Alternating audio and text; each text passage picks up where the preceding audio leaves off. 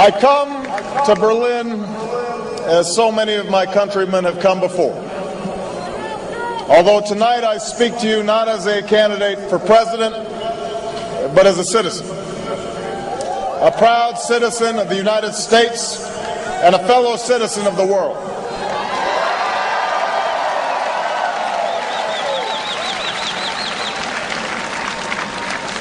I know that I don't look like the Americans who've previously spoken in this great city.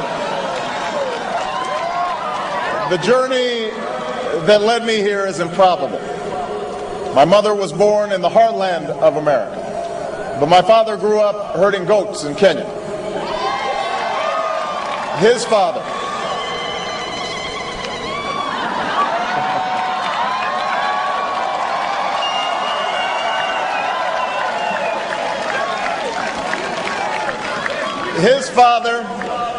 my grandfather, was a cook, a domestic servant to the British.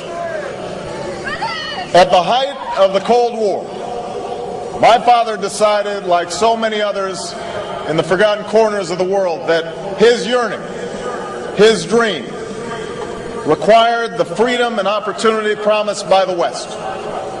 And so he wrote letter after letter to universities all across America until somebody, somewhere, answered his prayer for a better life.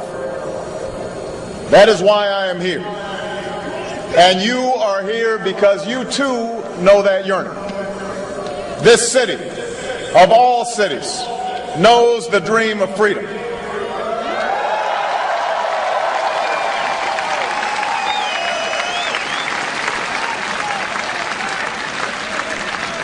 And you know that the only reason we stand here tonight is because men and women from both of our nations came together to work and struggle and sacrifice for that better life. Ours is a partnership that truly began 60 years ago this summer, on the day when the first American plane touched down at Tempelhof. On that day, much of this continent still lay in ruin. The rubble of this city had yet to be built into a wall. The Soviet shadow had swept across Eastern Europe, while in the West, America, Britain, and France took their stock of their losses and pondered how the world might be remade. This is where the two sides met. And on the 24th of June, 1948, the communists chose to blockade the western part of the city. They cut off food and supplies to more than 2 million Germans in an effort to extinguish the last flame of freedom in Berlin. The size of our forces was no match for the larger Soviet army. And yet retreat would have allowed communism to march across Europe. Where the last war had ended, another world war could have easily begun. And all that stood in the way was Berlin.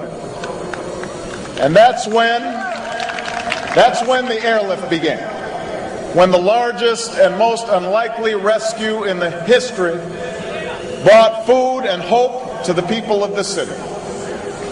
The odds were stacked against success.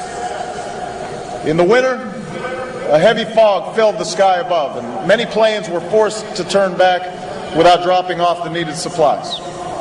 The streets where we stand were filled with hungry families who had no comfort from the cold. But in the darkest hours, the people of Berlin kept the flame of hope burning. The people of Berlin refused to give up. And on one fall day, hundreds of thousands of Berliners came here to the Tiergarten and heard the city's mayor implore the world not to give up on freedom. There is only one possibility, he said, for us to stand together, united, until this battle is won.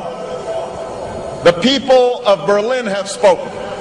We have done our duty, he said, and we will keep on doing our duty. People of the world, now do your duty. People of the world, look at Berlin.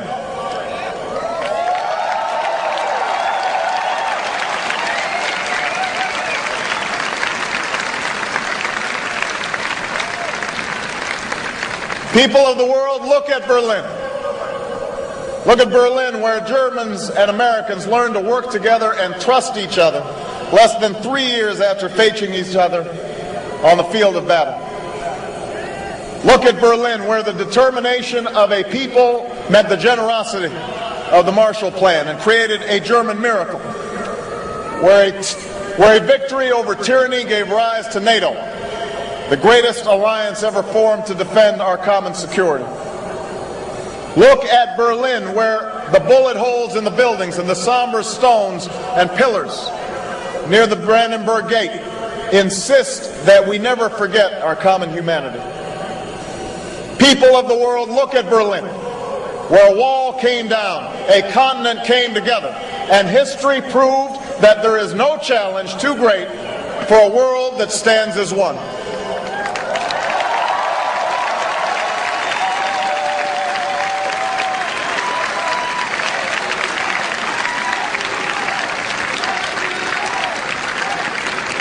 "60 years after the airlift, we are called upon again. History has led us to a new crossroad with new promise and new peril. When you, the German people, tore down that wall, a wall that divided East and West, freedom and tyranny, fear and hope, walls came tumbling down around the world. From Kiev to Cape Town, prison camps were closed and the doors of democracy were opened. Markets opened too, and the spread of information and technology reduced barriers to opportunity and prosperity. While the 20th century taught us that we share a common destiny, the 21st century has revealed a world more intertwined than at any time in human history. The fall of the Berlin Wall brought new hope. But that very closeness has given rise to new dangers. Dangers that cannot be contained within the borders of a country or by the distance of an ocean. Think about it. The terrorists of September 11th plotted in Hamburg and trained in Kandahar and Karachi before killing thousands from all over the globe on American soil. As we speak, cars in Boston and factories in Beijing are melting the ice caps in the Arctic, shrinking coastlines in the Atlantic, and bringing drought to farms from Kansas to Kenya. Poorly secured nuclear material in the former Soviet Union, or secrets from a scientist in Pakistan, could help build a bomb that detonates in Paris. The poppies in Afghanistan come to Berlin in the form of heroin. The poverty and violence in Somalia breeds the terror of tomorrow. The genocide in Darfur shames the conscience of us all.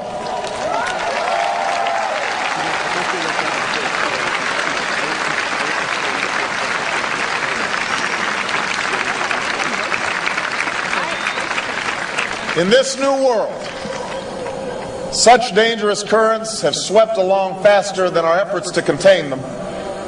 And that is why we cannot afford to be divided. No one nation, no matter how large or powerful, can defeat such challenges alone.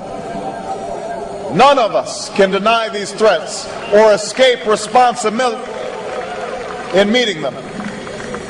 Yet in the absence of Soviet tanks and a terrible wall, it has become easy to forget this truth. And if we're honest with each other, we know that sometimes on both sides of the Atlantic, we have drifted apart and forgotten our shared destiny. In Europe,